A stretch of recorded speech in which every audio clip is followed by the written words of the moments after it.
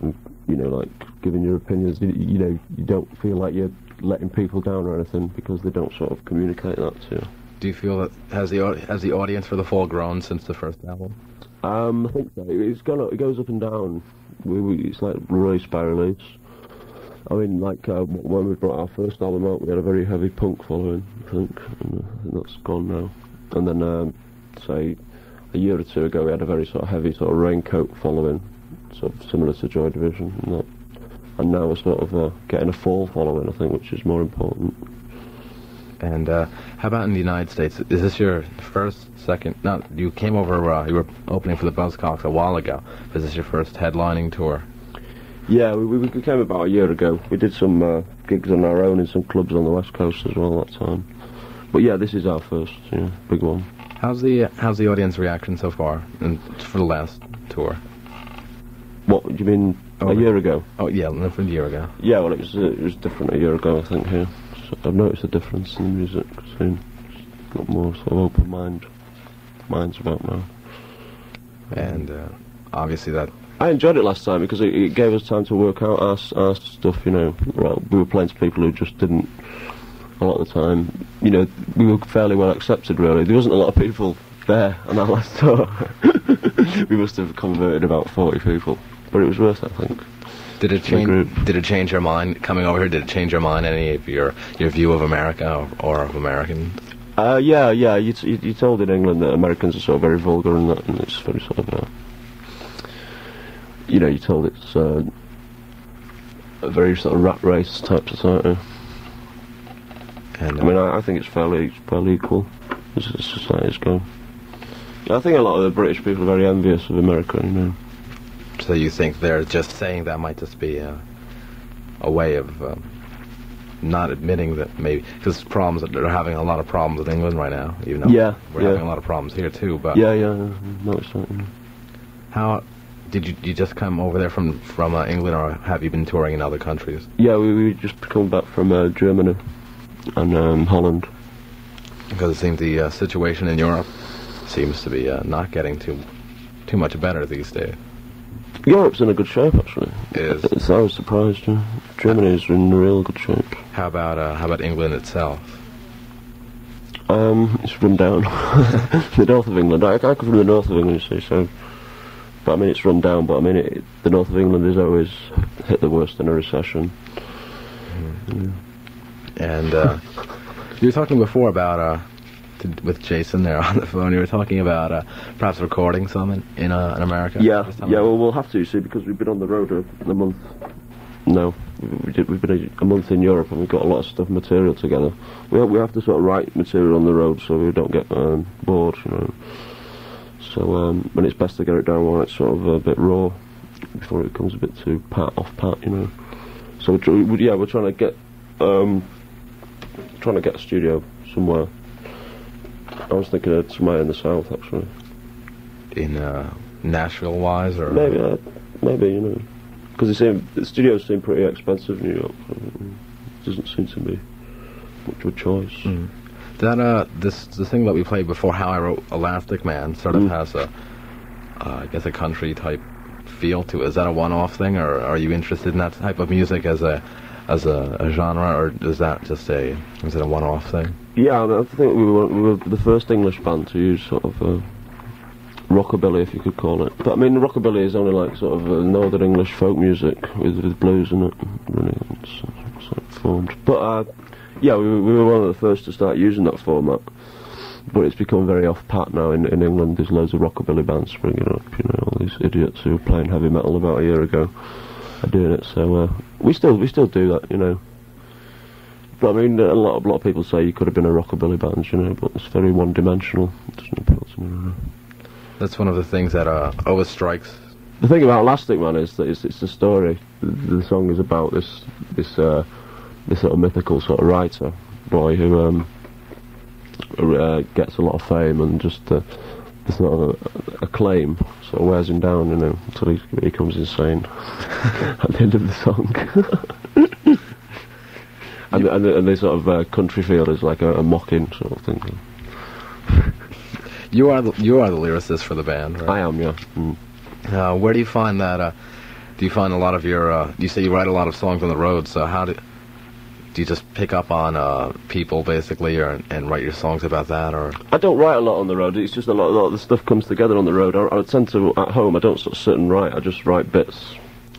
And on the road, I can usually, like, to sort of alleviate boredom of playing the same material every night, I can just, like, collect all my bits together and go out on the stage, and, like, the band can sort of improvise behind it. It's really sort of it's very stimulating. So, you know, especially when it doesn't work. the band live is very it improvises. Oh no, not in the sense of the sort of intellectual sense, but I mean, I like to take chances. You know? I mean, I think it's necessary.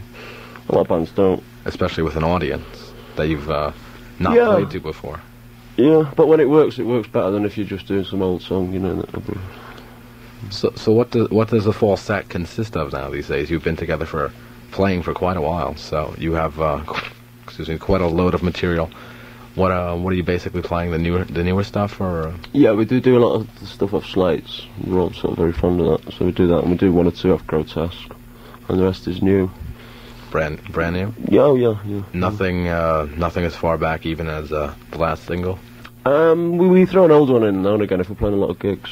We started doing some No Christmas for Junkies, which is off first album. Nice, it's a lot different.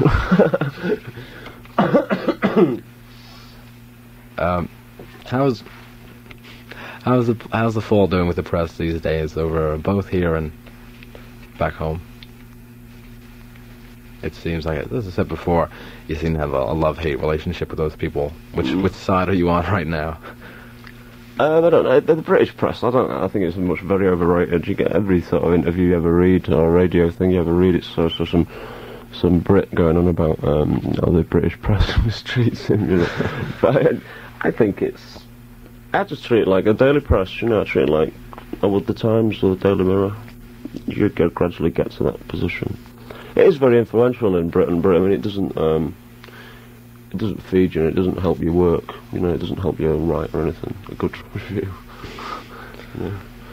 How did the band hook up with Rough Trade? Well, the record company we were with, Step Forward. Well, we just needed a change, really. That was a very small label. Not particularly. I mean, it was IRS, really. Step Forward. Yeah, it was the British IRS. I mean, Step Forward's been taken over by A&M now. So it's, well, IRS is a same subsidiary. Thing. And you recorded 2 singles, or the one we played before was the second single. What was the name of it?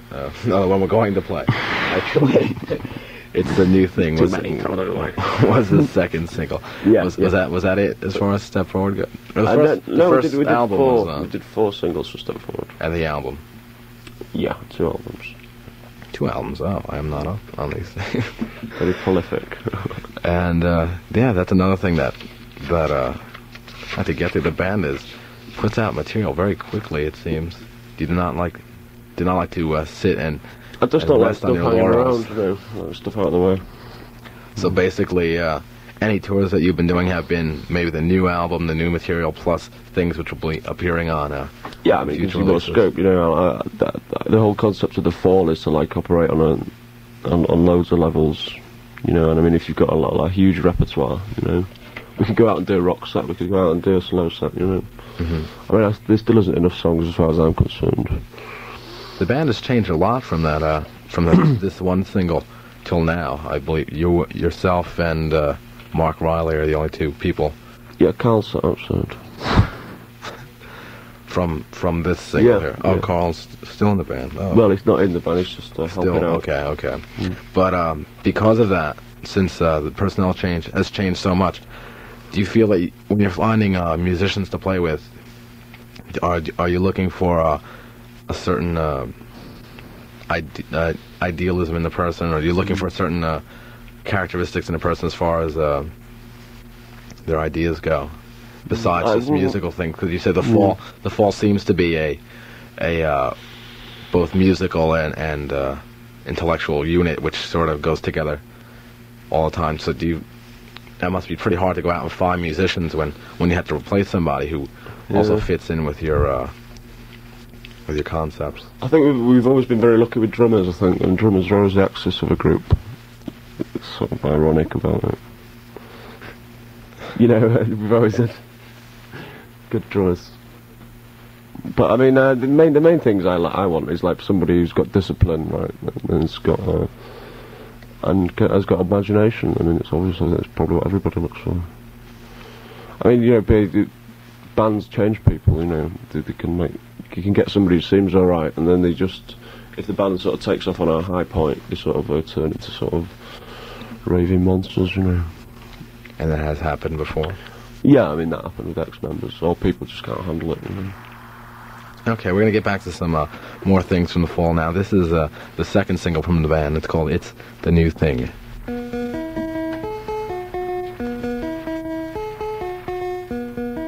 How's he played? Oh, well. And tonight... I'm alright.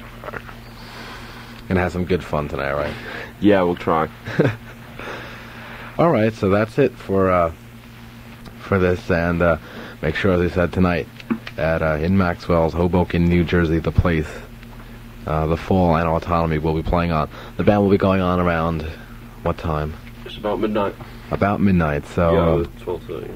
12:30 or so. So make sure to catch the Fall. You have plenty of time.